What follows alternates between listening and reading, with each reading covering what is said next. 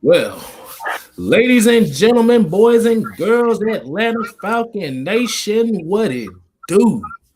It's your boys, the heavy hitters, every Tuesday night at 8 p.m.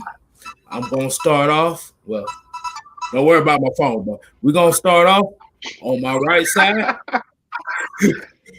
We got the mad scientist, Mad Mr. Mad Mike Sports. At the bottom of me, we got the calm before the storm, the voice of reason, Mr. Jew Talk Sports. And me, well, you can call me the sixth man because I come in when I need to do. What's going on, fellas? How we doing tonight? What's up, Hey dog? man, I'm gravy, man. I'm gravy, baby. I'm gravy, baby. Hey, man, especially after a Falcon win, like I said, how we feeling about it? I know the fans want to hear us talk about how we feel about it. I know they probably watched the after game show, but I guess after a couple of days of resting on it, how you really feel about it? You want to take it, Mike, or you want me to go ahead? Oh, I can blaze it up. You know, I'm ready to blaze up. I'm like Snoop when it comes down to smoking. I'm ready to blaze up. Hey, All right, man. I'm about to say before. Hey, look, Mike. Before we get to that, let me say I'm gonna Blaze give. it up. Go I'm gonna ahead. give Go a do the couple shout shout out. outs. We're gonna shout out Just J Rock TV. We got Rhino TG.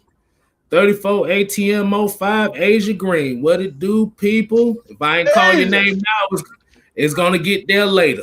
We got a show to do. So go ahead and take it, Mike. we got to do. We got this to do, man. Blaze it up. Blaze it up. Blaze it up. Hey, Smoke man, I had weed to every get that, man. day. Smoke weed every day. Hey, man. Hey, man, we just here to have fun, man. We got an interesting topic that we want to get to on top of it, but um, that's another question. All right, I we're gonna get to that question, Ronald. Like that's a question that I want to expand on too.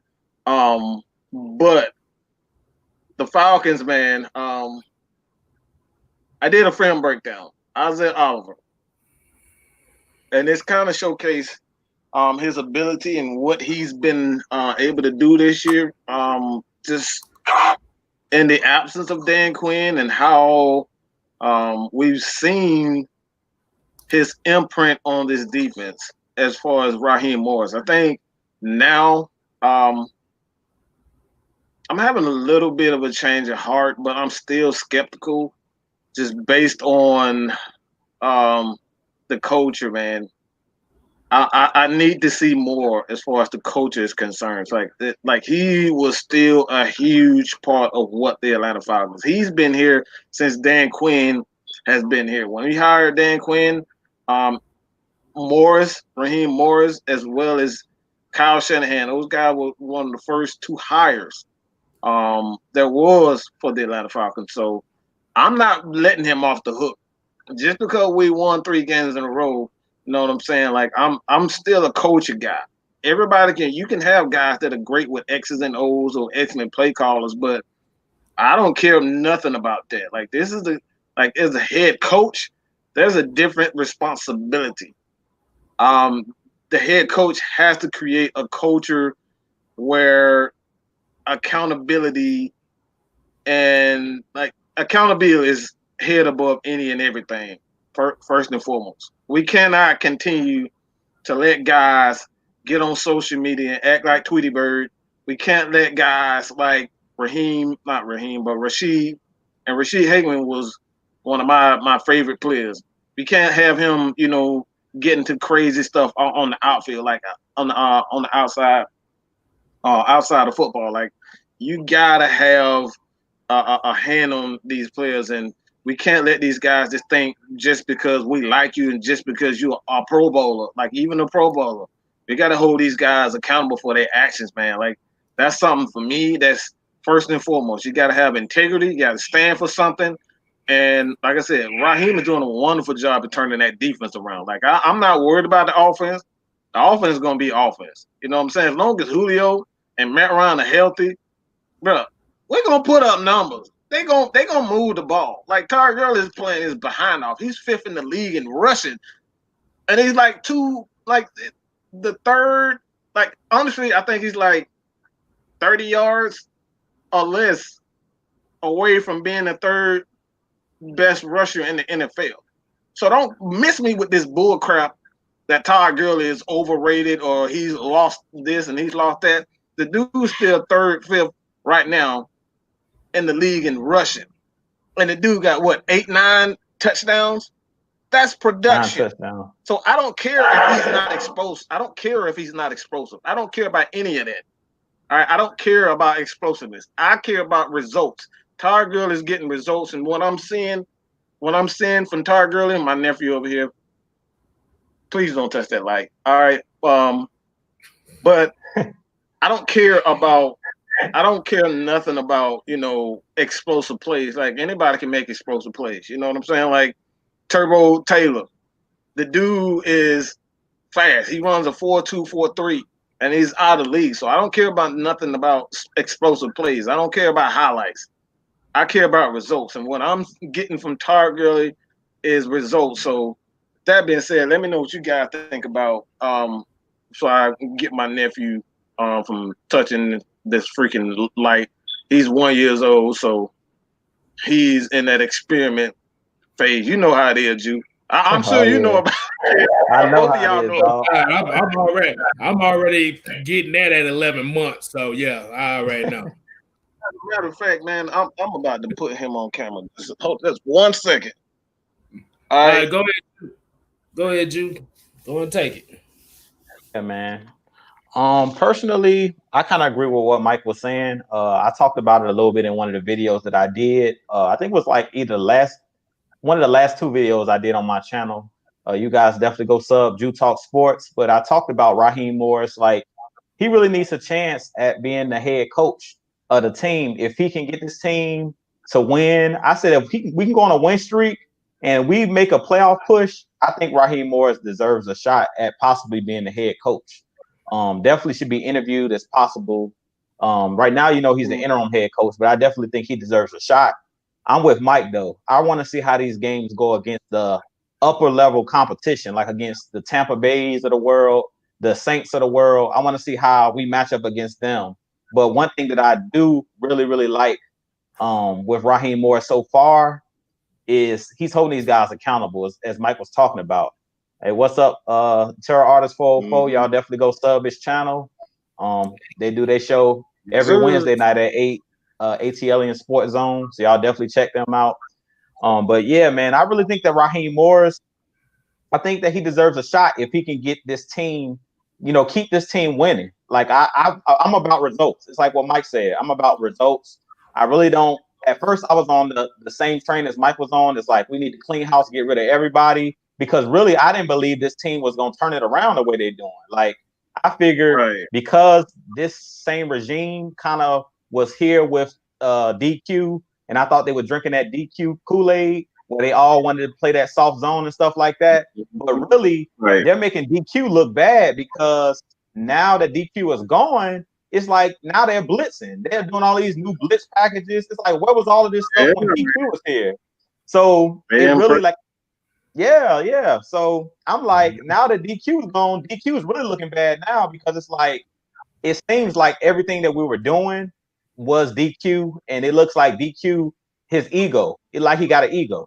So I really agree with what Mike was saying, man, about I think Raheem Morris really deserves a shot. If this team continues to win and they make a real push, like say we win 6 out of the last 7 games or something like that, like we did last year, and his record end up being like 8-2, because I really like that they didn't wait around with DQ and they went ahead and cut him early with 11 games left, because this gives us a huge sample size to really see if Raheem Morris can really lead a team. Because really, to be honest, this is his like test right now. They're really trying to see what he can do over an 11-game stretch. So if he go like a 8-2 or something like that over an 11-game period, you got to get this man a shot. Like that's how I personally feel about it. You got to give him a shot, because this dude proved that 8-2 is not no fluke, especially with the schedule we got. We got Kansas City coming up. We got the LA Chargers. We got the Las Vegas Raiders. Like, these teams are no pushovers. We got Tampa twice and the Saints twice. I mean, if he come out of this with a winning record somehow, some way, I think we got to look at possibly giving Raheem Morris a chance to be the head coach. What you think, KStlyz? Well, yeah, like I said, these stretch of games right here, like I said, you look at the beginning of the season and the teams that they played, it was okay, cool. But like I said, the meat and potatoes of your schedule is now. Mm-hmm. Like I said, you got 2 games against Drew Brees and the Saints. You got 2 games against Tom Brady. You got Patrick Mahomes. Like I said, you have all the test. The test is now, and I think the only way that Raheem Morris will keep his job is if they at least get close to that playoff spot.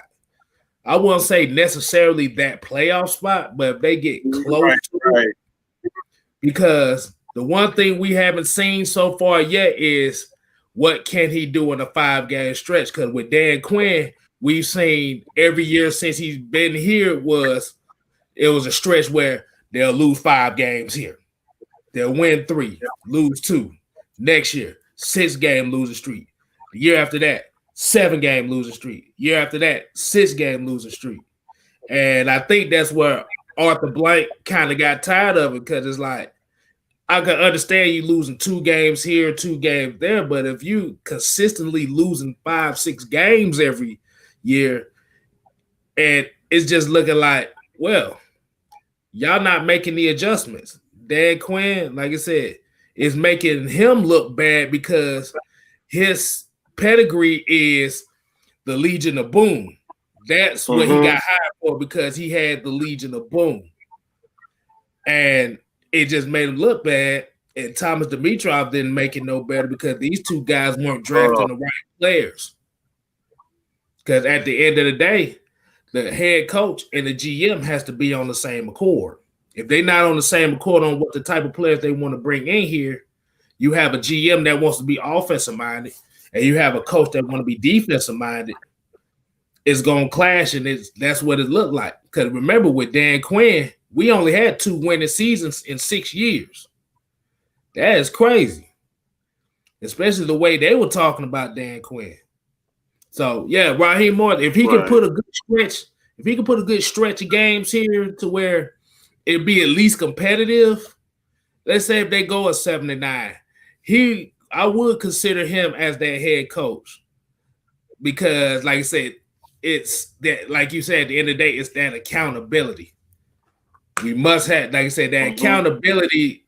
Like, even though Lowe said accountability is not as important with a young team, it's important because you got a lot of young players on this team. You ain't got as many veterans as most of these teams that's in this playoffs.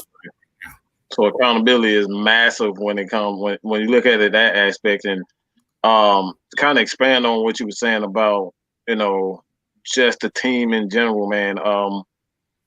It make Dan Quinn look bad is because, like, yeah, you can be. It's all good to be, like me. I'm just gonna put this in like a real life situation. Like, for me personally, man, I respect the hell out of everybody's opinion. You know what I'm saying? I respect everybody who is just tuned in for us, man. It's like, if you guys, no matter if you're Saints fans or Green Bay Packer fan, like, we got all types of people who watch this channel and watch us, man, because we know our stuff, we're entertaining, and I respect the hell out of everyone's opinion. But at the same time, like, I'm gonna talk my shit the way I'm gonna talk it. You know what I'm saying? Like, I don't give a damn about how good you are. Like, look, you can be good all you want to. You can be a Hall of Famer. You can be rich.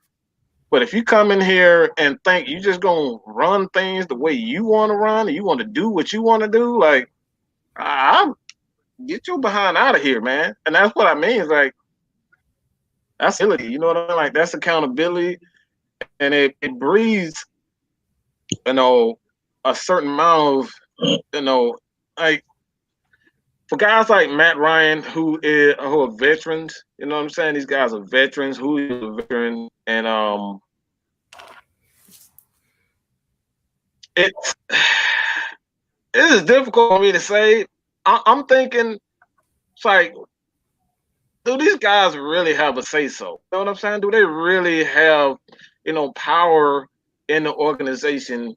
Like a Tom Brady once did. You know what I'm saying? Tom Brady ended up losing that power, but he had a lot of strength when it comes down to the organization. If he said he didn't want this receiver, he didn't want that, all he had to do is go to the owner. You know what Robert I'm Kraft. saying? And Bill Belichick had the phone. So Robert Kraft, like if he go to Mr. Kraft and he got it. So I'm not sure Matt Ryan had that type of pull. So for me personally, if Matt Ryan and Julio Jones don't have that pull, man, we really need Raheem to step up and say, guess what? Like we're not going to stand for nonsense. Not going to stand for guys half-assing it on the field. Like I said, I'm still debating whether or not to just do the attack video. I might just move on from it because like it's old news. There's no need to even go back on there unless he comes back and want to bash the team after they done let him go. That's the only reason. That's the only way that I might go back. But for the most part, man, you got to stand for something, man. You got to stand for something. And for a guy like Raheem Morris, like this, look, bro, I'm real about mine. I'm gonna say what I'm gonna say, and even if I have a change of heart, I'm gonna be real about it. I'm gonna say, you know what, man, I'm having second guesses about not, making Raheem Morris the head coach. I'm second guessing because he's doing a very good job with the defense. You can't deny it. Like I said, I just put out a video with Isaiah Oliver. Isaiah Oliver's playing so much more aggressive, so much better right now. AJ Terrell's looking he's looking like a future Pro Bowler. He's looking great. John Commit is playing his behind off. This is what he's doing with these young kids. So how can you deny it? We real about it, bro. Like that's just honesty. Like this is what we want. We want results. I don't care how you get it. I want results, and that's what we're seeing with Raheem Morris. So you can't deny whether or not he deserves a shot based on what we've seen so far. It has to continue. It's all about consistency, what you guys were saying. Hey, Drew, I want you to get this one right here. J Rock TV said, "Do you agree that old Rich has utilized our linebackers to their full potential? Yeah, Better man. than Dan Quinn." Yeah, I definitely do. I feel like Jeff Albrecht, whoever's coming up with the defensive schemes, whether it's Jeff Albrecht by himself, whether it's him and Raheem Morris, both of those guys collaborating, I think where they're doing a better job, Foye Oluokun come off the edge, where they're doing a good job is they're using the Foye Oluokun's physicality. Like I think that's the biggest thing that people is noticing with a Foye Oluokun is his physicality. Like a lot of people are like he's playing a lot better than Deion Jones. I think Deion Jones is being Deion Jones. The difference between the Foye Oluokun and Deion Jones is not as physical. Man, Foye Oluokun is physical. You see how he ran through the running back who was trying to block him when he was on his way to the quarterback? He basically just ran through that running back and got to the quarterback. Like a Foye Oluokun is like, I refuse to be denied. Like he played like one of them old school linebackers. Like he come downhill. He's not trying to go around you. He's going through people on those double A gap blitzes. He's doing a good job of using those violent hands, as Coach Lowe always talks about, where he split the defenders and came right up the gut with a sack. I feel like they're doing a lot of different things, and they're using these guys in different ways. As we always talked about. They're not using these guys in just one position. And I feel like that was Dan Quinn's biggest problem. He didn't take advantage of what these guys do well. We talked about it numerous times, like last year. And I think that's where Dan Quinn actually tricked the front office. I really feel like Jeff Albrecht and Raheem Morris last year on those last 8 games where we went 6-2. I really think that Dan Quinn did give up some of that power as far as calling the defensive plays. And if you notice, last year, the end of the season kind of looks like right now. If you guys remember, Devondre Campbell was struggling in coverage, and they started putting Devondre Campbell on the edge. They started bringing him up, allowing him to blitz. And then the beginning of this year, it's like we reverted back to what we were doing. Even at the end of last year, Isaiah Oliver was playing a lot better, but I think that had a lot to do with the way that Jeff Albrecht and the way that Raheem Morris was scheming up the defense. And I also talked about in my video, KStlyz, that I did on my channel that I really feel like if, say, Raheem Morris does go on a stretch where they win a couple games and they decide to make him the head coach, I do think that if they tell him that he can pick like his coaching staff and he don't have to keep everybody on this staff, I do think that he's going to keep Jeff Ulbrich as his defensive coordinator. But I think that those guys are really close. As far as Dirk Cutter, I think Dirk Cutter might be let go because I don't think that Raheem Morris is really tied to him, but he's really tied to Jeff Ulbrich. Like him and Jeff Ulbrich are really close. And I think because they work on the defensive side of the ball together, they're really, really close knit. So I do think J-Rock is right on it when he's talking about him using the linebackers in different ways. And I don't feel like it's just the linebackers. I feel like it's all the players. He's using Isaiah Oliver more in the slot instead of just leaving him out there on the island. He's done a good job of mixing and matching these guys. He's bringing Keanu Neal up on blitzes, allowing him to play closer to the line like a linebacker, which is what he does well. So I feel like Coach Ulbrich and Raheem Morris, they're doing a great job of mixing and matching these guys, not making these guys just do one thing, but let these guys be multifaceted. The only thing that I can say I don't like from what I'm saying out of Jeff Ulbrich and Raheem Morris is the way that they're using John Cominsky. I keep talking about that. I don't like the way that they're using him at that 3 technique. I feel like they need to put him on the edge a little bit more. But I think once Marlon Davidson comes back and he's able to play inside, and now that Tack is going, I feel like they're going to have to kick Cominsky out to the edge because they're not going to have enough rotation out there. So I just hope that the only flip-flop I need to see, I need them to move Alan Bailey off the edge and put him inside, and I need them to stop putting Grady Jarrett out there on the edge because everybody knows Grady Jarrett doesn't have those long arms and stuff like that to keep the tackles off him. He's good in short area quickness where he can use that swim move and he can get in the backfield. So you want him as closest to the quarterback as possible. He's your impact player. Don't have him out on the edge because he can't make that impact, especially against Drew Brees and Tom Brady later on in this season where those guys like to sit in the pocket. You want that rush coming from the middle. If you guys remember last year when we played the Saints in that second game, we were putting our blitzers on the inside. We were putting AC, Adrian Claiborne, Grady Jarrett, even Vic Beasley. They brought him on some stunts, and we kept pressuring up the middle because Drew Brees and Tom Brady, they like to step up in the pocket. So you gotta press the middle. Don't put Grady Jarrett out on the edge because he can't affect the middle of the pocket. We want to push that pocket because Drew Brees, we all know he's short. He can't throw over those hands, and he wants to get that ball out quick. So we need those guys on the inside. Put John Cominsky, he's 6'5", 280 with long arms. Like put him on the outside where he can use his speed and use that strength and use that athleticism. Stop putting Grady out there and stop putting Alan Bailey out there. They don't have the speed to get around the edge. Put somebody out there that's more athletic. And that's pretty much all I got to say. What you think about it, Mike? I forgot what we were talking about, man. Oh, I'm about to say, hey, look, I'm about to say before we get the mic. Ulbrich. You're talking about Ulbrich. That's what you're talking about, right? Yeah, that's right, Jeff Ulbrich. Yeah, I'm about to say before we get the mic, I want to get on this one by Jeremy Humphreys.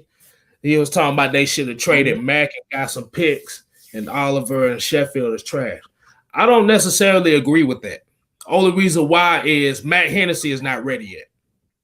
Man, look, he is not ready yet. Let me tell you,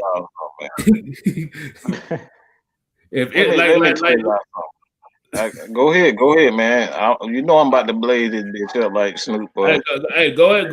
Hey, look, I'm about to say I'll light it up for you right quick. Like I said, Hennessy is not ready yet. Like I said, Matt might not be the center that he was in Cleveland and what he was in that Super Bowl year, but that center, and I always say it like this: that center to quarterback position is one of the most important relationships you have to have on that field. Now, if you trade Mack and got some picks and you throw Hennessy in there, Hennessy and Matt Ryan don't have that rapport like that. Hennessy can't make the calls on the line. And if you have a veteran quarterback that's like this, that's not really a mobile quarterback with a center that can't make calls, you finna get Matt Ryan's ass lit up out there. Because that center has to see the same thing the quarterback does. And as far as Isaiah Oliver and Sheffield is trash, I wouldn't exactly say it's trash. Mike has said this plenty of times, and I agree with him on this part. The only reason why these corners are really getting burnt like that is because you don't have the athleticism in the safety position to really help them. Because Ricardo Allen, like I said, Ricardo Allen, as much as I like Ricardo Allen, he was a feel-good story on Hard Knocks. Like I said, he doesn't have the necessary foot speed to really cover all four spots in the secondary, all four zones. He can only be retained in one zone. If he has to try to cover three zones, you might as well get him the powder toast on that. We ain't even went to that part yet. But like I said, Isaiah Oliver as a slot corner, nickel corner is good because he doesn't have to worry about just having safety help on the top. He got linebackers helping him cover. So he can basically be who he was in Colorado, basically physical, man-to-man, whatever. Like you said, he's a cover two corner. And that slot corner, and like I said, that slot corner is a real tough position to cover, especially if you ain't got no help. Because we ain't got no Deion Sanders out here. And like I said, I give shit to Sheffield too, but like I said, at the end of the day, your corners is only as good as your safeties. And I'll pass it on to Mike. Go ahead, Mike. I don't want to cut you off. I'm gonna just say this, man. Y'all got to stop coming up and he's trash without explanations on why they trash. You know what I'm saying? Like that's just empty words. You know what I'm saying? You can't give anything other than he's just trash. Why is he trash? Are you looking at the safety player? Are you looking at the linebackers? Are we getting consistent pressure? Are we scoring enough points in the fourth quarter to kind of help these guys play the right like the right schemes, like we seen with Dirk Cutter in the fourth quarter. The dude, we up it was like 30 13. I think it was like 30-10 or 30-13 in the beginning at the end of the third quarter, beginning of the fourth quarter. Instead of this dude actually running the ball, guess what he does? Yeah, he passes the ball. This is the same thing that lost us the Super Bowl. This is why I get pissed off every time we see the fourth quarter come. We go doing the exact same thing that got us lost to begin with. The exact same stuff. You know what I'm saying? So we gotta don't continue to say that someone sucks and you're not giving the reason why. I've said this open there. I just did a film breakdown with Isaiah Oliver. Isaiah Oliver plays exactly. He playing the role that Brian Poole played in that slot position. The Falcons slot position, what they do, they play a lot of zone. They play a lot of zone. They play a lot of man. They use their corners to tackle well. That's why you brought in an AJ Terrell. AJ Terrell is a big physical corner with athleticism. That's the same thing for Kenneth Sheffield. Kenneth Sheffield is a big physical corner.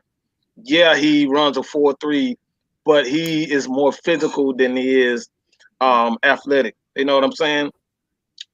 As far as his football is concerned, as far as his skill set and football is concerned, he's not a guy that, who's going to guard someone like a Wes Welker. These guys who are quick, fast, and get out of breaks fast. That's not his strength. So what you do as a defensive coordinator, you play these guys in ways so they can be physical. Isaiah Oliver, again, go check out the film breakdown. The guy was attacking. When you put him in positions where he just has to think fast and he doesn't have to worry about a guy behind him, he's a much better corner. He can tackle. I know you guys saw a couple of plays during the game where he's tackling running backs. This dude tackling tight ends at corner. How many corners do you know that can tackle big? Like I don't know his name, but I think it's Fance or whatever his name is. They have two big. No offense. That dude is big. And Adumafeo, I don't know what his name is. I can't pronounce the name, but that dude is huge, man. And Isaiah Oliver making tackles on them tight ends. So you put him in position to be that slot guy, that Brian Poole, and you let AJ Terrell and Kendall Sheffield handle the more speedier, faster receivers, you got something there. Isaiah Oliver, not only a great tackler, he's physical, but what you don't want to do with him is leave him on guys like a Julio Jones. You saw last night, last game, like Jerry Judy was killing everybody. The dude he's gonna be a hell of a receiver. Like he was doing that to everybody. Jerry Judy been doing that. He been working people all season. So I think he's gonna be a great receiver. But again, man, they're doing a good job of using these guys, their ability to do not only athleticism, but he's moving around these guys. Like I saw him on the left side. I saw him playing a little bit of quarters. And quarters, the slot corner is more like a safety. And he was using Isaiah Oliver as a safety, where he just react, and go tackle. And like that right there is a noticeable change as far as Raheem Morris is concerned. I'm still not sold on him as far as him being the head coach. I gotta see more as far as that's concerned. Like I can't get over the fact you just because you won 3 games in a row and we seeing changes on the defensive side of the ball, I can't ignore him and what Dan Quinn. Somebody got to speak up. You know what I'm saying? It's like having that. This dude is a damn locker room problem, but nobody's willing to say anything. You know what I'm saying? He done punch your auntie in the face. He done beat up your sister, your brother, but nobody want to say nothing because everybody's scared. And that's the way I feel about Raheem Morris. And I can't forgive that from anybody. I can't forgive any coaches. Like y'all knew Dan Quinn was not doing the right thing with these players, but nobody was willing to step up, whether it's coaching or players. Nobody on the defensive side spoke up against Dan Quinn. That's a problem for me. So he was a part of that. But as far as that concerned, I think Ulbrich, they're doing exactly what we saw at the end of the season. Now we know for a fact that was them. That was Jeff Ulbrich, and that was Raheem Morris. That is something that's a huge plus for him. But at the same time, like I said, man, you can't let these guys, you can't forget all the bad things, that they did just because they're playing good right now, man. All right. Before we get to the next one, let's say Wallace Smith, what's happening, man? Bonacera Productions, what's going on? And you already knew Attack Joe was gonna coming up by Futuristic. PAYT said he ain't nobody thinking about Tweety Bird, man. Let him go back. Ain't nobody. You knew that was coming. But I'm gonna let Mike get this one. You probably have already said it, but Rhino TG said, "Do you think Dirk is gonna be here next year?" What the hell has he done? We've always been a great passing team. What the hell? That ain't impressive. What are you impressed by? This is Julio and Matt Ryan. These are Hall of Famers. We don't need Dirk Cutter to do that. They put up even bigger numbers than Steve Sarkisian was here. Go look at it. They've always been great with passing. That's not the problem with the Falcons. The problem with the Falcons, they can't run the ball. That's like, yes, Todd Gurley is 5th in the league. And like I said, he's like 30, I'm almost like 30 yards, 30 yards or less from being the 3rd top running back in the league as far as the rushing total. So he's getting in the end zone, he's running the ball, but there's no consistency with this offensive running game. That's the problem. So what the hell I'm gonna keep him around for? Like we might as well bring Steve Sarkisian back because his shit he ain't changed the running game. The running game's still inconsistent. That's what I'm talking about. People love to just give everyone the credit except for who really truly deserve it. And we talking about Matt Ryan. The kid's looking like a damn future Pro Bowl receiver because of Matt Ryan getting these guys ready, Julio Jones getting these guys ready, and they balling their behinds off. Did y'all see that bum like this? They've been saying this dude got a noodle arm. Every time they say that, this dude just keep putting up numbers. He keep breaking records. He just tied Peyton Manning, okay, for the most completions in 13 years. Okay, just tied him. Nobody in the league, nobody in the history of the game has ever done that. But everybody want to get Dirk Cutter. Oh, we need to bring Dirk Cutter. Why? He was doing this before Dirk Cutter. That ain't impressive. So hell no, we don't need to. What we gonna bring Dirk Cutter back? I'd rather have Steve KStlyz. To be honest, at least we know he gonna run a damn tall sweep instead of all them damn draws. Hey, Drew, I want you to take this. I'm about to say, Anthony Wright, what's going on, man? How you doing? Appreciate you joining us. But I see this comment right here. I think you might be better fit to take this one. Stewie Rock J talking about Dante Fowler's trash. I think you might need to explain to him again what his role is. Yeah, you good. Hey man, Dante Fowler was brought here to be that edgy type of player. I keep telling y'all, like, we were soft.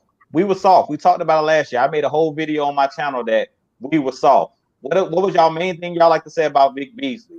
Man, he's soft.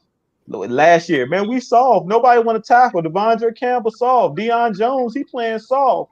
You know, that's what everybody was saying last year. When Keanu Neal left, and we didn't have that guy back there, that intimidator.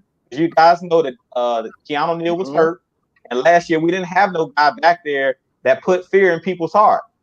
Dante Fowler was brought here to be that type of guy. He's that guy that plays with that edge. He's that guy that's gonna come down, like Mike made a video talking about it. He's gonna play the run first, and then he's gonna rush the passer. We had too many guys on this team, like Tat McKinley, like I said, that wouldn't set the edge. He would run right past the running back on the toss and run straight at the quarterback on an option play. Like he gonna get a sack, streaming right past his assignment. Well, Dante Fowler, how many times we've seen already this year, 2 splash plays on 4th and goal. What Dante Fowler do? Crash down and hit Wolverine, as I call him, hit AP in the backfield, blow him up on the 1 yard line. Then he come downhill against the Vikings, knock the kid Madison out. Like, that's what Dante Fowler does. He's that guy that plays with that edge. And you seen against the Panthers, tripping Teddy Bridgewater on that play. Dante Fowler's that guy where he gonna do whatever it takes, dog. I don't agree with playing dirty. Like when you seen Charles Harris hit Teddy Bridgewater late on the ground, but I do believe we want these guys to fear us. And that's how Dante Fowler plays. He plays like, I'm gonna do whatever it takes. If I gotta knock your head off, that's what I'm gonna do. But I want to intimidate you. In football, that's a part of football, being intimidated. I mean, they're trying to take that out of the game. You see with Keanu Neal, he's that same type of player. He's an edgy player. Like, if you come across the middle, I'm going to hit you. And believe it or not, even if you get tossed, you know, they tossed that yellow flag out there. Trust me, that receiver that went across the field, I think it was KJ Hamler that went across the field on Sunday and got blasted by Keanu Neal. Trust me, next time he come through the hole, he's going to be tiptoeing. He going to think about that hit, dog. I'm telling you, he ain't going to stretch all the way out because guys don't like taking them hits. Like, it's one thing to be like, well, I'm going to get the flag, but it's another thing to be like, I might get a concussion. I might not be able to play next week because this dude will knock me out and possibly knock his teammate out. I know y'all seen him hit Kendall Sheffield, I think it was 2 weeks ago. I think it was trying to hit that man knocked him out. Knocked him out exactly. of the game, bro. Exactly. So that's what we're looking for, man. We need edgy players. We need players that's gonna make you fear them. We enough of these choir boys on this team. When you play defense, Ray Lewis was not a choir boy. He was one of them dudes. I'm gonna hit you. Terrell Suggs, I'm gonna hit you. Ed Reed, I'm gonna knock your head off. Like, them guys were like, if you come across here, I'm gonna hit you and think about a flag later. And that's how you have to play the game. You gotta play right up to that line. You don't necessarily need to cross the line, but you need to toe that line, play right up to the line, play through the echoes of the whistle. And that's what I like about Dante Fowler. He's one of them guys, he gonna give you everything he got every single play, and sometimes he gonna cross the line. like that play against Teddy Bridgewater, because he clearly tried to clip him. But the reason he did that is because the guy was holding him. He had no way of getting to Teddy Bridgewater. He was going to take off for a first down. And he said, hey, look, before he get this first down, I'm going to clip him. It was not the right play, but he was like, hey, look, I want him thinking about something. I want him thinking about if he try to get a first down, this dude might do something to me. And it might not be legal, but he gonna do something. Like he's not gonna sit around and just wait. And Ndamukong Suh. That's a Ndamukong Suh. Everybody feels Suh because they know it might get stepped on or something. Like he gonna do something. But when you play football, I talk about it all the time. When you play football, you gotta be a little bit crazy in the head. That was the reason why I didn't play football, because I was like, to play football and get your clock cleaned a bunch of times, you gotta be a little crazy. You gotta be a little crazy, dog, especially to play defense, to play linebacker. Oh, we talked to Chris Draft. Y'all remember Chris Draft talking about you gotta be ready and you gotta be a little bit crazy to meet that running back in the hole. And he was playing against guys like Eddie George, big dudes. But when they come through the hole, hey, look, you're gonna feel it just as much as they feel it. Mike Allstott, them big guys, when they come through the hole, you're gonna feel it, dog. So you better come with everything you got. We talked to Keenan Forney. He was another one talking about, man, when I would come through and try to block somebody, man, I felt like my shoulder got knocked out of place. Like, you gotta be a little bit crazy, dog, to play football. That's what I'm saying. So, like, Dante Fowler is one of them guys where sometimes he gonna go over the edge. But them the type of players you need on your team, man. You need those players that's a little bit crazy, a little bit edgy, and you like to have those guys on your side. Trust me. It's a reason why JPP got about 6 or 7 sacks, because he got Ndamukong Suh next to him, and Ndamukong Suh is one of them dirty, kind of crazy players that, like he said, he gonna step on you if you under the pile. He gonna step on your hand. He gonna do that kind of stuff. He gonna try to hit your quarterback late and get a roughing the passer, and it's not gonna care about it. He gonna try to knock your quarterback out the game. That's a part of the game, man. It's a reason why the Saints were putting bounties on people's head. Like, football is a crazy sport. You never know. It's some players out there literally trying to hurt people. So when you come to play, you gotta be ready, dog. You gotta be ready. It's perfect. You already know that damn psycho trying to hurt. Like Keanu Neal's one. He trying to hurt you. I don't care what nobody. Keanu, he's trying to hurt you, bro. That's what you need. You need crazy. And Keanu don't give a damn who team you play on. You ain't his way. He can knock the block off. You ain't the way. You just get knocked. You get knocked out. It don't matter who it is. You get knocked out. But I want to kind of pig off on what Drew's saying. The thing about that is the defensive line has to work as a unit. It's just like the offensive line. You have to work as a unit. Like I said, we talked about John Abraham and how he's one of the best pass rushers the Falcons have ever seen. But you also have to remember on that defensive line, you had Big Grady Jackson, Babineau, and don't forget Rod Coleman. Yeah, Rod Coleman. We talk about how great Grady Jarrett is. Rod Coleman was the same exact type of guy. He was a little bigger. He just had a knee injury. He had a knee injury that kind of halted his progress, though.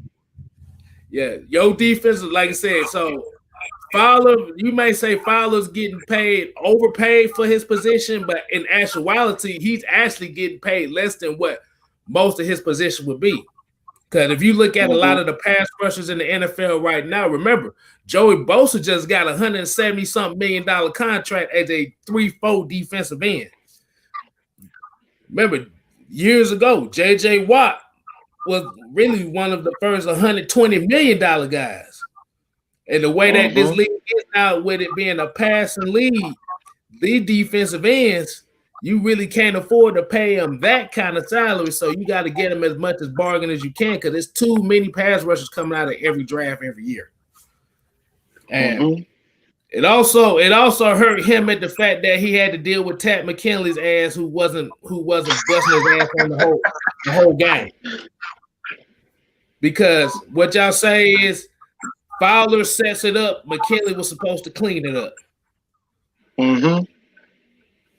And like it works as a unit. Exactly. So Fowler might not be getting the sack numbers that everybody want, but like I said, the plays that don't show up on the stat sheet are that they get paid for. Can you occupy extra offensive linemen to help your other guys get sacks? Mm-hmm. Can you hold outside contain? So you can bounce the run inside and let your big guys eat.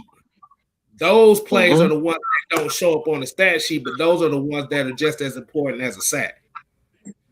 Now, sacks look good when you're trying to get that contract, but for your team to be, like I said, that's why the 2000 Ravens was so dominant. That's why the 2002 Buccaneers were so dominant. You had guys that, may not have had the big sack numbers like you thought. Like I said, you had Simeon Rice in Tampa Bay, but they worked well as a unit. Yeah. I'll take unity over individual stats because at the end of the day, defense win championship, and you can't win a championship with just one defensive lineman getting 15 plus sacks. We seen that with Vic Beasley. It didn't work. Oh, I want to get on this one, like this one right here. Like, I think this is a good one.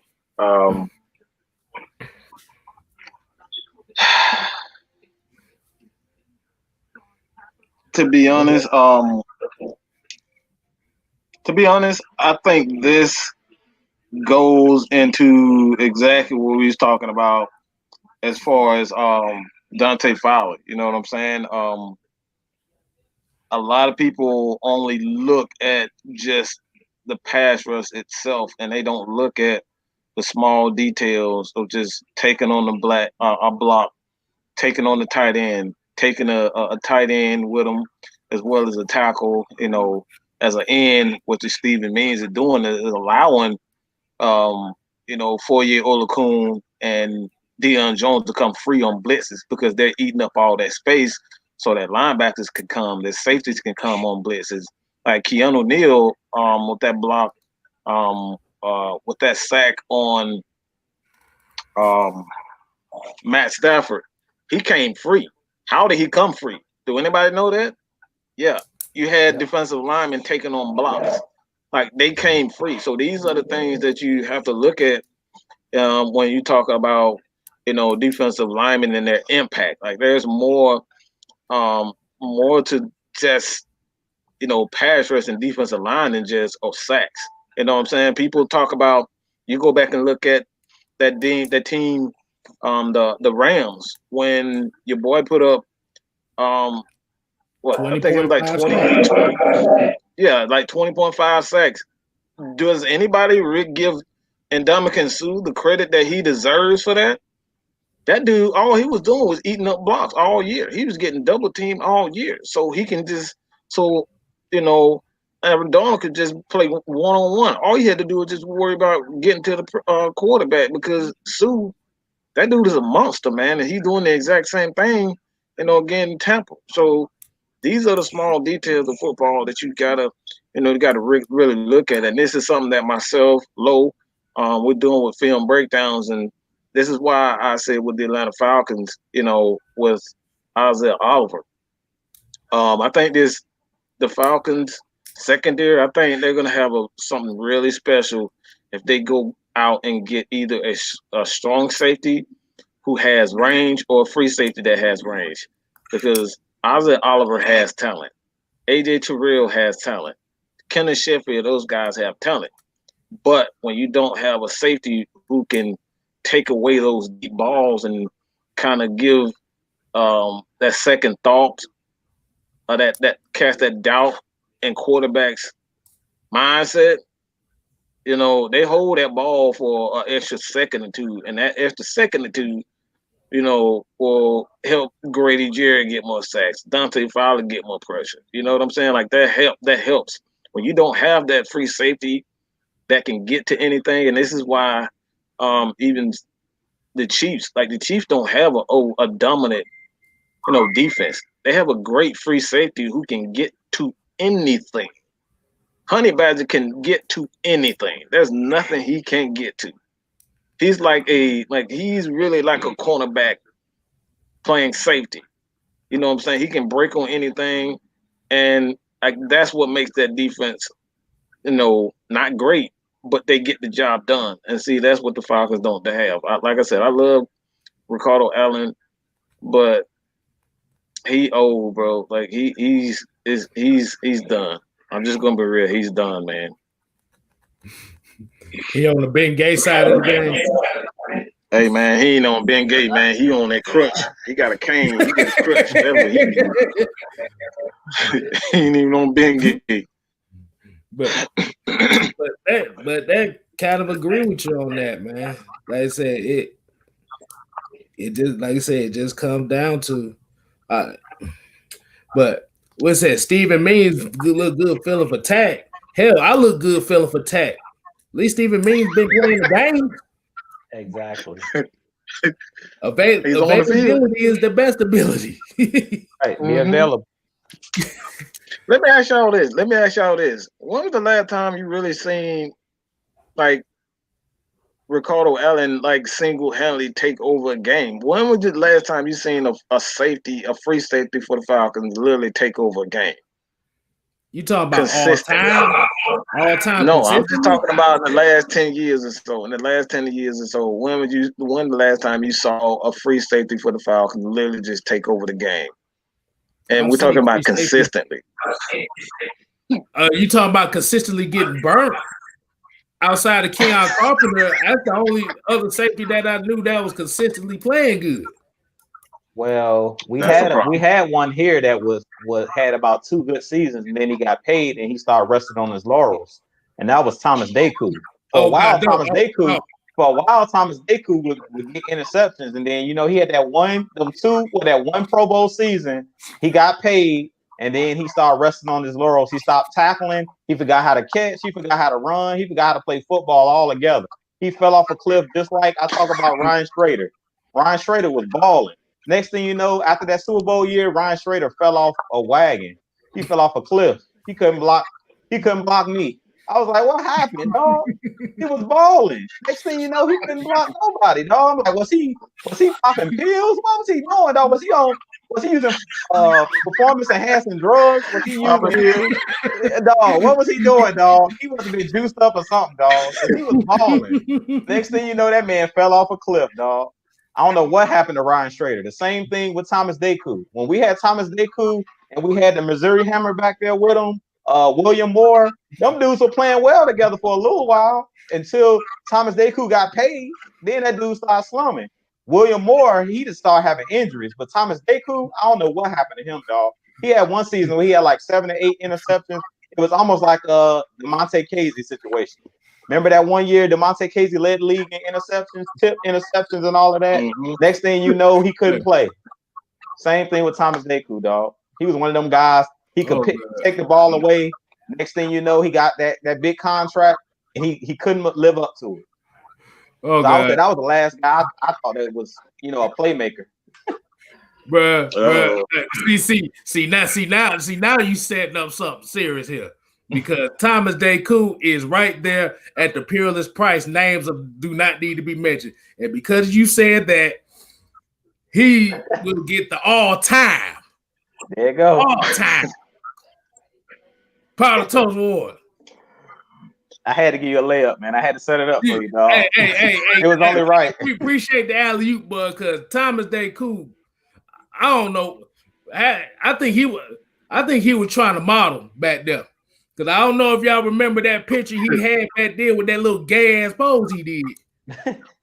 Oh man, don't even talk about that. Don't. No. I don't want to go there, dancing. But that dude right there dancing and posing, dancing, and whatever he called. I don't know what he was doing. Like he got, like you said, he got paid, and he's just like, okay, that's it. I got paid. Got that big contract. That's all I was playing for. I'm good. Shoot, he got burnt so much you thought he was dancing on the sun. That's how bad he got burnt. And William Moore, like I said, I like Willie Moore, but like I said, that's the same thing we say about Keanu now, as far as he gave you the big pop. But if he ain't popped your ass, he popped his shoulder out of place or popped his knee out of place every 3 games. So as far as like free safety outside of Keon Carpenter the last 10 years, I really ain't seen nobody really consistent. Damn. That's a long line of terrible safeties we done had. Mm-hmm. Because Corey Hall really had. Corey Hall wasn't shit. Corey Bierman, he don't know. Not Bierman, but Corey Wire wasn't shit. Jimmy Williams, like a lot of people just terrible, man. Like they've had some terrible safeties, man. Like, eesh. Oh my god. I got something that I want to talk to you guys about. This is something that we're gonna kind of shift gears just a little bit because I think this is gonna be something that a lot of people might they get wrong when it comes down to. Well, here you go. Here it is. Hold on. Hey, before you get to that, Mike, I think I found what I was talking about. And like I said, did you want this as your free safety right here? Hold on, it's loading up now. Did you want that as your free safety? No. Did that look like a guy that can cover? No, we good. No, we good on that one. I don't think that. No. We good on that. No.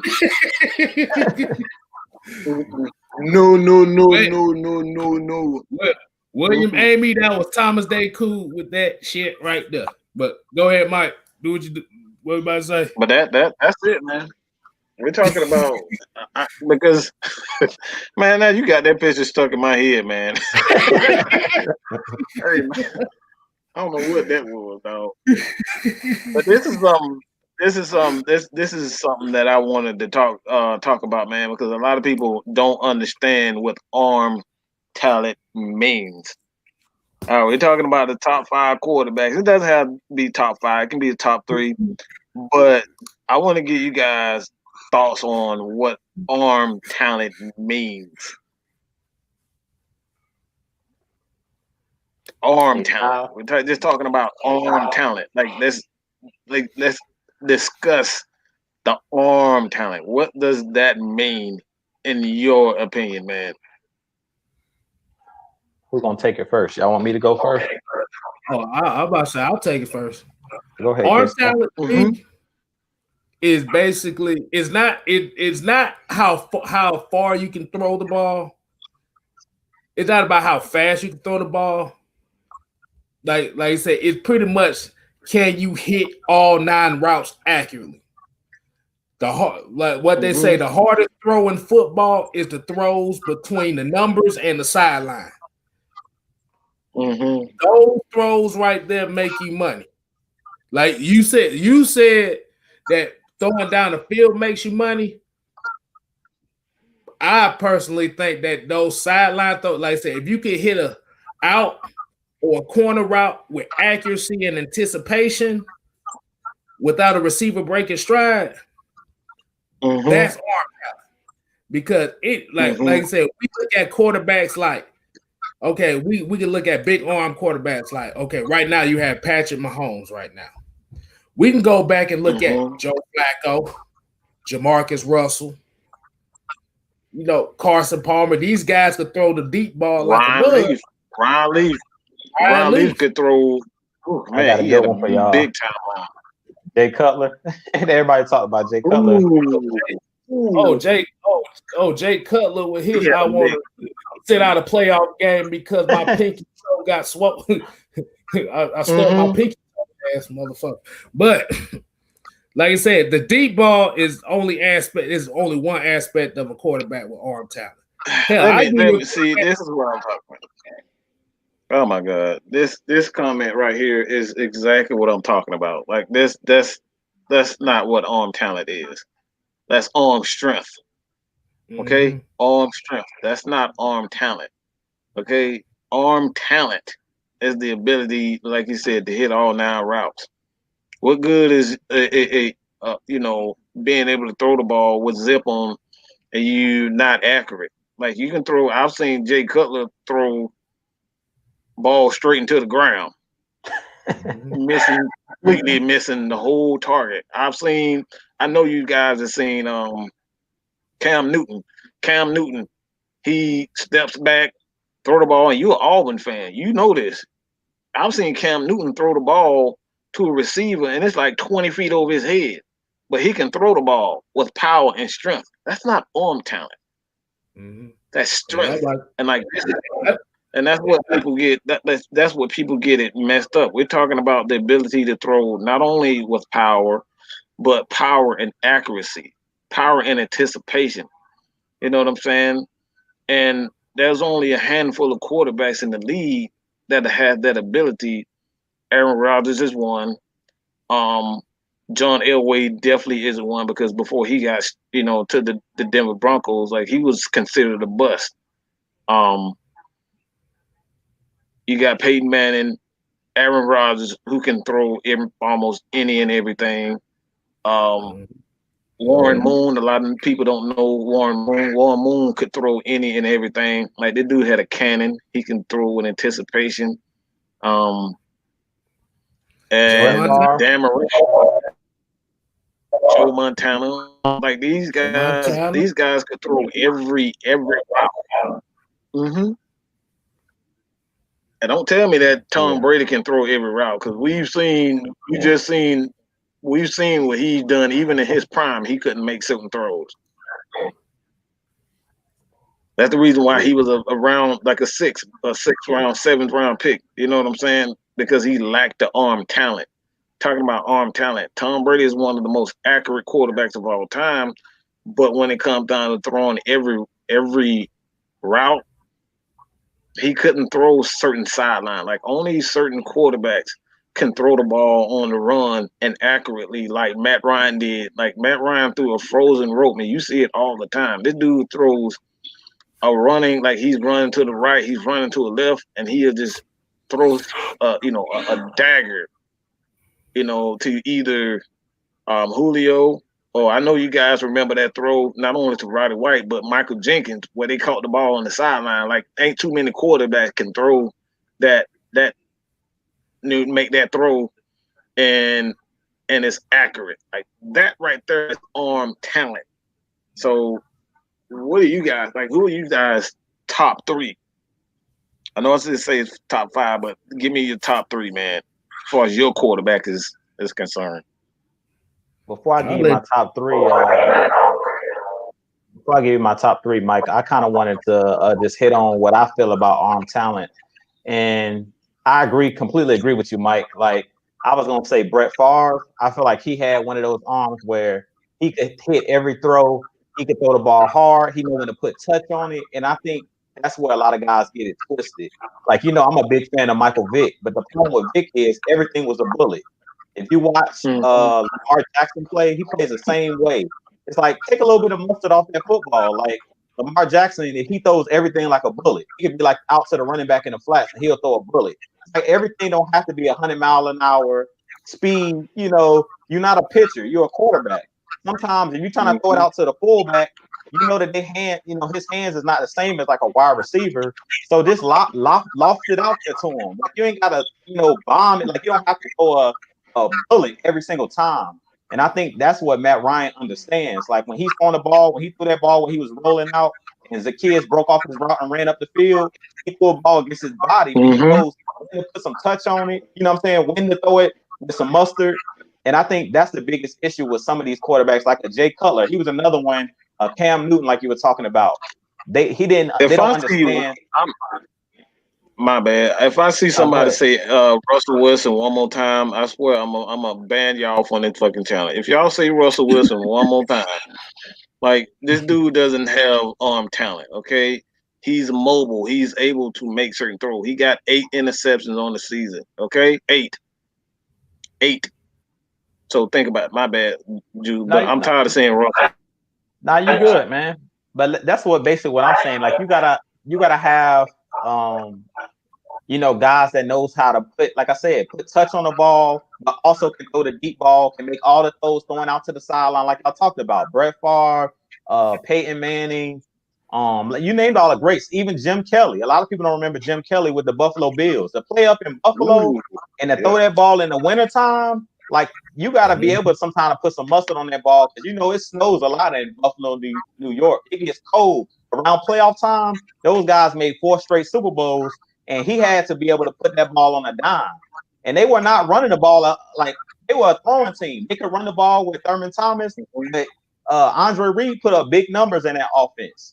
Chad Beebe and those guys they had up there with that offense with Buffalo. He's a guy that goes overlooked a lot, Jim Kelly, because he never won a Super Bowl, but he played in 4 straight Super Bowls, and there's no quarterback that can say that. Even Tom Brady, it ain't no quarterback that's played in 4 straight Super Bowls. So I feel like it's a ton of guys out there that had that arm talent. Aaron Rodgers, like you said, he can throw the ball on a rope. He can be. It don't care what platform. He can be coming off his back foot. He can hit somebody in the corner of the end zone. And that's what I talk about when we're talking about arm talent. Dan Marino, he's another guy that I don't think we named. He's another guy that's definitely in my top 3 where he can make every throw. He could put the ball on the dime with accuracy, and he could put mustard on the ball, but he know when to throw it with some loft. He know when to put that, throw it and try to throw it through a keyhole, as I say, try to zing it through there with mustard. So it's a lot of guys, man, that have that arm talent, but those are just a few. But my top 3, I would say Brett Favre has to be in my top 3 because he was just a gunslinger. He was one of those guys that it don't matter. He playing in Green Bay, Wisconsin, just like Buffalo, New York, where it snows a lot and stuff like that. It's cold all the time. You playing against the Bears outdoors. You twice a year. You playing in Green Bay. You playing in Minnesota, like up there where it snows a lot and stuff like that. You gotta have a special arm talent. Aaron Rodgers, he's another guy I gotta put up in my top 3 because he can make every throw. He can run on the run. He can do it within the pocket. Him and Brett Favre is another guy that I think they sleep on as far as being mobile. Because to me, him and Aaron Rodgers pretty much were the same player. So Green Bay is just blessed, and they know how to, view talent and know how to scout talent. Because for them to go from Brett Favre right over to Aaron Rodgers, who was his backup, they're pretty much the same player. Like it's pretty much nothing that Aaron Rodgers or Brett Favre, both of those guys could pretty much do it all. My third guy, man, it'll be tough because I love Warren Moon, especially being like an African American quarterback that I feel like don't get a lot of credit because he never won a Super Bowl. He does. But he was one of those guys that put up big numbers as well. Playing down there in Houston with the Houston Oilers, he was one of those guys that had run and shoot offense. That run and shoot offense. Yeah, but I think I'll go with John Elway because to me, John Elway, his arm, man, was something different, man. When I turn on his highlights now, I'd be like, man, John Elway had a rocket.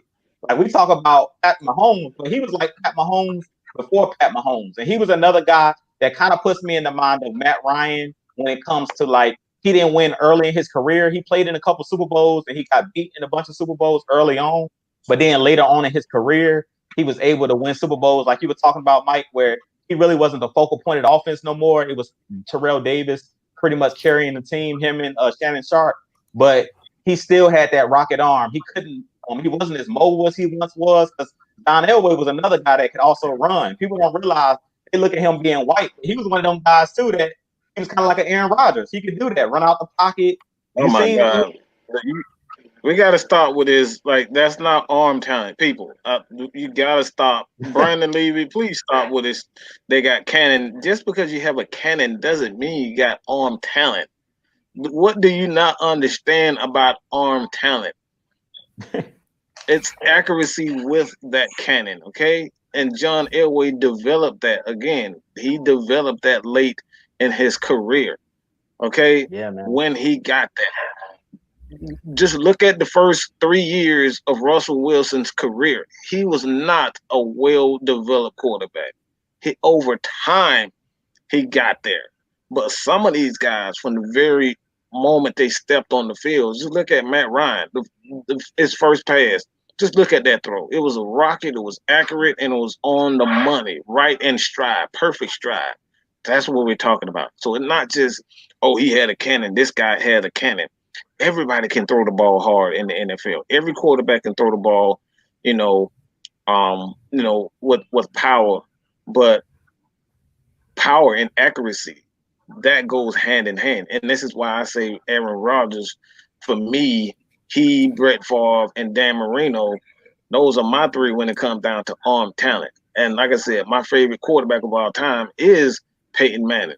When you look at those three quarterbacks, they could throw the ball since the first moment they stepped on the field. All right. They could make throws no other quarterback can make. And we're talking about with strength. Again, we got a lot of quarterbacks who not only have a cannon, Michael Vick. Michael Vick can throw the ball. I thought he had one of the most strongest arms in the NFL. Like, this dude would flick his wrist and that shit would go 70 yards. You know what I'm saying? But as far as an arm talent, he wasn't an arm talent. He just had a strong arm. And that that's what people get things mixed up when we say, oh, he got a cannon. That's not arm talent. Okay. That's cool. What you think, KStlyz? Well, before I go with my top three of arm talent, I'll give you my top three who had absolute trash arm talent. I'll give you that. And this is no particular order. This is just three guys that I saw that was absolute garbage. Mark Sanchez, Rex Grossman, and motherfucking Jake Fromm. What the fuck? Oh, don't even talk about Jake Fromm. That dude throws so many balls in the dirt. Oh my God. Straight to the ground. Nothing like hard as hell, straight to the ground. You know what I'm saying?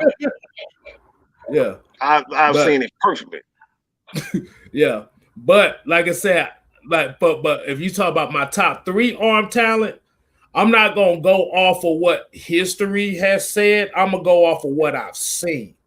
And I'm gonna also throw names in there that nobody really talk about. Like I said, Brandon Levy said one name that I did like, and that was Donovan McNabb. I liked his arm talent. I give him that one. Another one nobody talks about. His arm wasn't the strongest, but he could get it there on time, and that was Chad Pennington. Yeah. Chad Pennington could get it there when you needed to. And another one, damn, that's a tough one. That's a tough one. I know everybody saying Matt Ryan is not in there, but there was one throw Matt Ryan did make in his career. The one throw Matt Ryan made in his career that said that he had arm talent. I don't know if y'all remember it. It was against the Chicago Bears. And he threw that ball from the end zone on the sideline with less than 10 seconds and got him in the field. Oh, yeah. That's the one that I'm talking about, the Michael Jenkins. He threw that on the sideline to Michael Jenkins. That right there, that's our talent. But another quarterback that I would definitely put up there that I had seen, that's a tough one because I can't really – like, I'm trying not to use the obvious names. I'm trying to think outside the box here because everybody's pretty much done said all the quarterbacks they got like the top arm talents and stuff. I'll probably put Carson Palmer in there. I'll put Carson Palmer in there. He can swing it. He can hit all night. He definitely can swing it.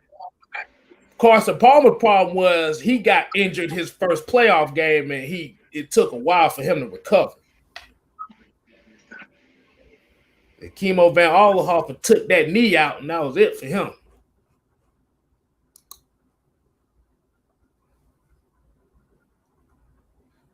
Oh God, Sports 789 threw. I ain't want to throw that one there. That was too obvious. Talking about Tim Tebow. Yeah, that. But yeah, I'm gonna switch that list up. I'm gonna put Tim Tebow number one. Gallimai. Only thing good Tim Tebow could do was pray and say he was a virgin. That was the best thing he could have did in the NFL.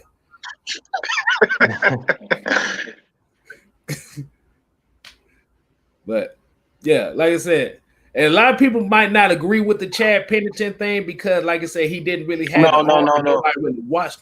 The arm strength, and that's what I'm saying. Like Chad Yeah. Pennington, he didn't have the arm strength, but he was a good quarterback because he was able to throw not only with time and accuracy, and that's what I mean by arm talent. Just because like Drew Brees didn't have a big time arm, you know what I'm saying? Like before he got injured, his arm was okay, but it still wasn't a big arm. Like even in his prime, like Drew Brees couldn't throw the deep ball well. He had to have tall receivers to kind of make up for the lack of arm strength that he had. And that's what I mean by like it doesn't necessarily mean just because you can throw the ball with strength and speed, that doesn't mean you have arm like it doesn't mean you have arm talent. And got like I said, people will laugh at Drew Brees, they will laugh at Chad Pennington, but those guys didn't have those big time arms. And I agree with you. Chad Pennington he was definitely a talented quarterback. But again, that shoulder injury that he had kind of forced him. Like if you guys go back and see him in college before he had that shoulder injury, he was a damn good quarterback. And he was kind of forced to kind of change his game or whatnot to be much of a touch guy. But like again, man, just because you can throw the ball hard doesn't mean you're going to be a good quarterback. Mm-hmm. Cause that's just like saying all the people that say that arm talent, can you go out there on the field and throw a 40-yard bomb, 50-yard bomb with accuracy? Mm-hmm. I know damn well I can't. So hey, I sure appreciate you for all of them. And like you said, you also have a 300-pound motherfucker trying to take your head off. Yeah. Mm-hmm. So like I said, it's a lot more than just throwing that thing deep. Because most wide receivers, unless you got Randy Moss on the outside where that's all he's running is go routes, that throwing deep shit don't mean nothing. Nah, man. We seen Dante Culpepper throwing the ball to Randy Moss. Shit, they had Brad Johnson throwing to Randy Moss his first couple years. Yeah, Gus Farrat and everybody else.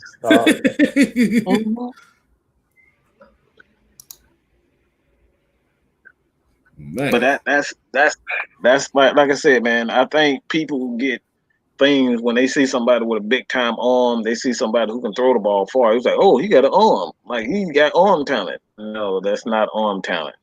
Again, man, you got to throw. The reason why I say, like even Pat Mahomes, he's a very good talented quarterback. But I wouldn't necessarily say he's has the greatest arm talent. Those still are some throws. Like go back and look at the Super Bowl. Like he was missing some easy throws.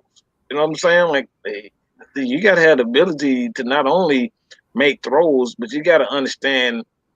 And I know I'm gonna get a lot of hate for even say Patrick Mahomes doesn't have great he doesn't have great arm talent. It's like of course he has arm talent. You know what I'm saying? But I wouldn't necessarily put him in the top 5 when it comes down to quarterback arm talents. Like the overall talent himself, I don't think we've ever seen a quarterback like Patrick Mahomes. Again, I'm gonna take that back because people have not seen Randall Cunningham play. If you're looking at Patrick Mahomes, you're looking at Randall Cunningham. Randall Cunningham could do any and everything. The dude was the standard when it came down to mobile quarterbacks. Everybody, you look at, like I said, I promise you, if you go look at Randall Cunningham's his highlights, go back and look at that Minnesota team with Randy Moss. Who was the architect of that? Mm-hmm.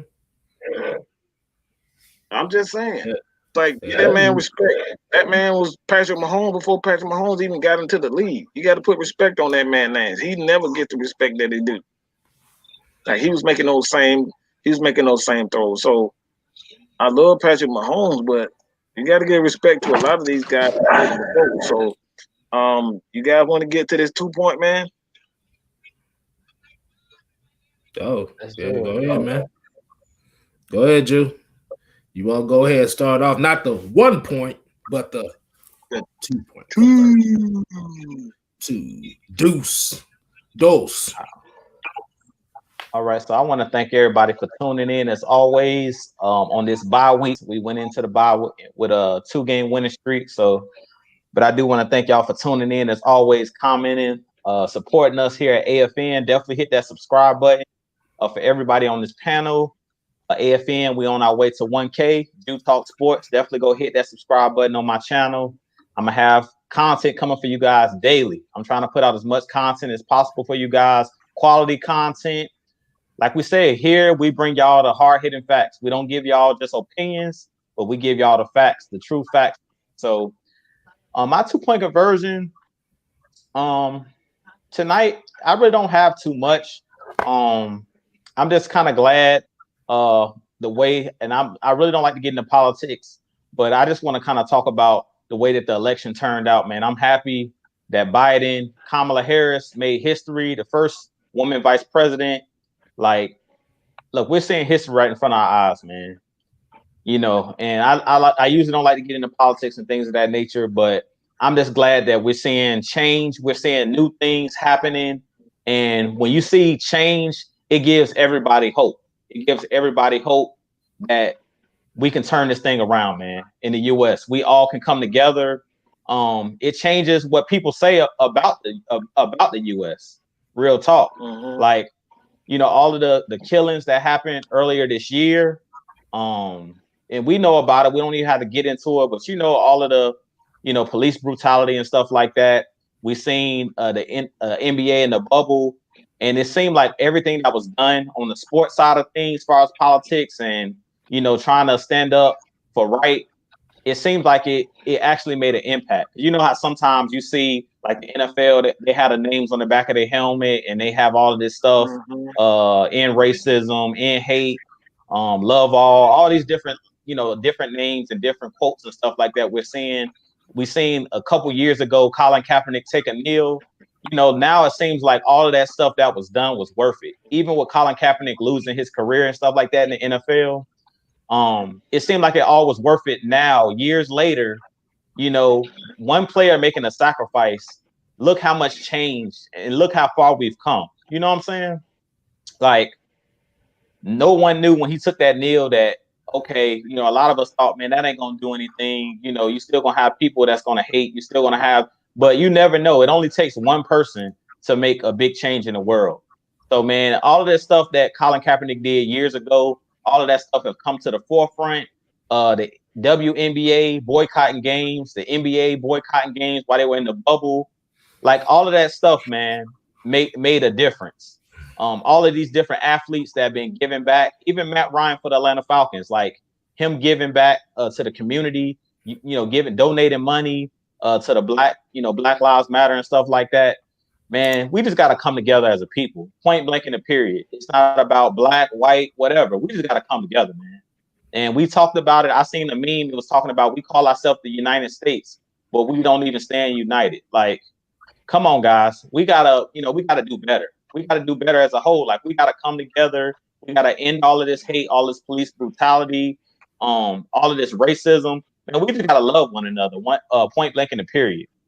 And that's why we get up here and we entertain you guys. We talk about, you know, football and stuff like that. And we might get on you guys in the chat and stuff like that. But at the end of the day, we love you guys, man. We might get on y'all, but we want y'all to keep coming back and giving us crap, because we're going to give it back to y'all, man. When y'all say something in the chat, we're going to get at you guys. But we appreciate you guys continuing to tune in. Like I said, man, I love you guys. I appreciate all you guys who continue to support us here at AFN, because we do it for y'all. We're going to keep pumping out the true facts about our Atlanta Falcons. So you don't have to go to ESPN. You don't have to go to Fox Sports, because you can get it right here. You can get the real, raw, and uncut truth. So we're going to give you the raw and uncut truth. And that's my 2-point conversion. Well, like I said, just to shoot off the hip what Drew said, like I said, we appreciate everybody tuning in tonight. Like I said, make sure you follow everybody's handles. Also, make sure you check out ATLN Sports Zone at 8 o'clock tomorrow night, followed by Lust Exchange at 9 o'clock. Mm-hmm. Yeah, I threw a couple of them plugs in there too, you know. But but like I said, I always tell y'all, like I said, I may not have the most stats that bring the most stats as everybody on this panel would do, but only thing I could tell you is from what I see. And if it wasn't for these guys here, I wouldn't even be doing this. Hell, I didn't think I can do this. So, like I said, you just gotta have the balls just to speak your mind on whatever you got. Don't rely on nobody. Like I said, do not rely on anybody else to tell you what you can and cannot do in this world. You gotta follow your own path. And like I said, you gonna have some hurdles, you gonna have some steps that might trip you up. But they say but the best way you get judged is not if you own the horse, is what you do when you fall off the horse. If you get back on it, hey, you already know how I felt to hit the ground, so it can't hurt you any worse. So, like I said, I just appreciate everybody. Like I said, I appreciate y'all for showing me, just bringing me along, helping me become a better person as well. Because this is very therapeutic for me. And like I said, I just tell all the fans, like I said, y'all talk y'all shit. Hey, we talk our shit. But at the end of the day, we all one nation. It's not just the six of us. It's everybody that tunes into these shows and everybody that subscribes. Hey, damn right. Mike at 4,500. Like I said, make sure you boost him up. Jew trying to get to that 1,000. 46. No, you're not gonna 46. Get it right. 46. Okay. All right, motherfucker, we got you. 46. 46. I want my extra 100. All right. All right, we're gonna give you 40. His next goal is 47 right now. That's the next goal. Right. Get that 50,000. Okay. Yeah.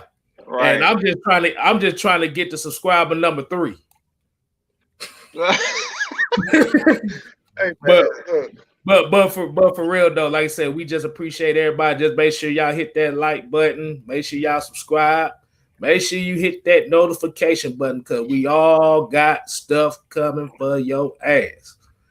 And make sure you check me out at Just KStlyz. I just put some up here, just a little quick one, and y'all might get a laugh out of that. So I'm just gonna leave it at that. Hey man, I'm gonna say this. I think one thing I want to kind of encourage everybody to do, man, is like stop thinking about what is impossible, man. I don't think there's a such thing as anything that's impossible. Anything that you put your mind to, you know what I'm saying? Like you can achieve it. That damn song by the damn pervert. If you believe it, you can achieve it. Do it. I believe I can fly. Man, please don't get me started. Let's bring it back. Let's bring back choir memories. They used to make us sing that song all day for a whole month. Hey man, but that's it, man. A lot of people like always told what can't happen. You know what I'm saying? Like people have little basic ass things they want to do. Oh, I want to get 100 subscribers. I just want to pay my rent today. You know what I'm saying? I just want to have my first apartment. Like, man, y'all got to stop thinking so fucking small. You know what I'm saying? Like, get out here and really dream, man. Write that shit down. Like, truly write out your plan, what you want, what you're trying to be in 5 years, 10 years, 20 years. Like, write all that shit down, man. Like, people told me from the very beginning, you know what I'm saying? Like, my teachers told me I will never be shit, but here I am. You know what I'm saying? I'm here. I'm doing this. I didn't think I can be doing this. That's not even my personality to be out here, talking to people as much as I do. You know what I'm saying? That's not really my personality, but I took a chance on something that I really didn't want to do, but here I am right now, talking to you motherfuckers. You know what I'm saying? Talking to you guys. So like everybody got to dream bigger than what they doing, man. Don't just think about I want to pay my rent, I want to feed my kids and that type of shit. Look, man. Look, if y'all motherfuckers want to get a meal, you got to think like a millionaire and stop thinking small. You know what I'm saying? Think big, do big things, and work your ass off. All right? Work your ass off because it don't stop. I eat, sleep, and dream this shit right here. So keep it up, man. I'll say this too. You guys go ahead over Atlanta Falcons Nation, man. Trying to get to 1,000 there. This is gonna be the second channel for us. All right, the second channel for us to be at 1,000. Jew's about to hit 1,000. You know what I'm saying? Like everybody's really, like doing things that they never thought. Like Jew would tell you himself, like he didn't think he can be Jew. This not even his personality to be talking in front of people and shit like that. Like, like you never thought you'd be doing something like this. So never thought I'd be talking, having interviews with Jamal Anderson, Chris Drab, Chuck Smith. Like these guys I grew up watching on TV. You know what I'm saying? I'm interviewing these guys now. So like stop thinking small, man. Y'all gotta think bigger than what y'all do. With that being said, y'all ain't got to go, but you got to get the hell up out of here. All right. So with that being said, if anybody ain't got anything else to say, man, we gonna close it. We gonna end it. We ain't got nothing. We ain't got a game. So I don't know what the hell I'm gonna do. What you guys gonna do, man? Hey man, I'm scouting this weekend. This weekend we got to scout. We got to scout the opponents. We got I think the Tampa Bay Buccaneers, I think they playing the Panthers or something like that. So I think I'm gonna check that game out. I think they play at 1. And I don't know who the Saints playing, but we got to scout the teams we playing. Hopefully they catch an L before they see us. But if not, they're gonna catch an L when they see us. So hopefully we can just get healthy. I heard good news. Marlon Davidson coming back from what Raheem Morris was talking about. Hopefully we can kick John Cominsky out to the defensive end, let him do his thing like I was talking about. Y'all go check my video out. I just dropped a video today talking about Tat McKinley hit the road jack like Ray Charles. And come back, and I also talked about no more. You got it. Don't come back no more. And then I talked about the update on Marlon Davidson getting ready to come back. They say he was battling a knee injury, but he's on his way back. So, hey, look, man, the last 7 to 8 games, we got a chance. Look, I heard something today. I don't know if you guys heard it, but breaking news, since y'all here with us, I'm going to go ahead and break the news. I seen earlier they're talking about possibly voting on another playoff team this year. So I don't know what that's all about, but they're talking about an 8th team. So sneak peek, that might be a video that one of us drops here at AFN. So y'all keep y'all ears to the street. But I'm hearing that they might even add another wild card team because of coronavirus and all this stuff, and they trying to even out the playing field. So you never know. 8 and 8 might get you in the playoffs. So hey, that is give us more of a shot. You never know. More of a shot for us, more money in their pockets. You got that right. That's what they want. They want more money. That's exactly what they want. They like the fans ain't showing up. This salary cap might go down. Shit, we finna take advantage of this. Cause boy, if that salary cap go down to 175 million like they think it's gonna be, it's gonna be a whole bunch of replacement teams going on up here. The Saints gonna be it. They're gonna have to move to San Antonio. Man. With them being that 225 million over the damn cap, boy, they gonna have to cut the whole. They gonna have 20 players on their squad. They're gonna have to make Taysom Hill the star quarterback. We know we don't want to see that. you pay your backup quarterback $20 million. Shit, you better make him a starting quarterback. They gonna have to, dog. But yeah, just like y'all said, like I said, this ain't nothing. Like I'm not really a talkative person myself. Y'all can't damn tell. This is not me at all. This is a whole. I usually don't like talking to people. I'll be honest with you. Before I did this, I don't really talk to nobody. Mm-hmm. Dave Brazil, I ain't hopping on no Madden. I ain't getting my head whooped by nobody in Madden. Hey, tell them that's Terror Artist 404. Y'all go hop on Tonio page. You said that to Terror Artist 404. That's what he do. Mm-hmm. I sit here and talk shit. I sit here and talk shit. Go hit up the Terror Artist 404. Subscribe to him. Hit him a message. You guys can check me out, even in our Discord, Atlanta Falcons Nation, Mad Mike Sports Discord, man, and come chat with us. All right, so, man, I think that's it, guys. Like I said, go check out Terror Artist, Jeff KStlyz, Jew Talk Sports, man, Let's Exchange.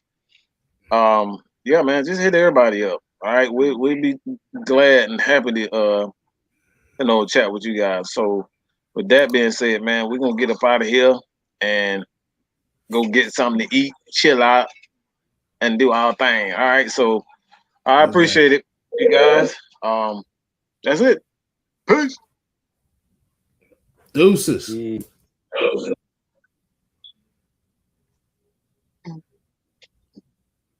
Do.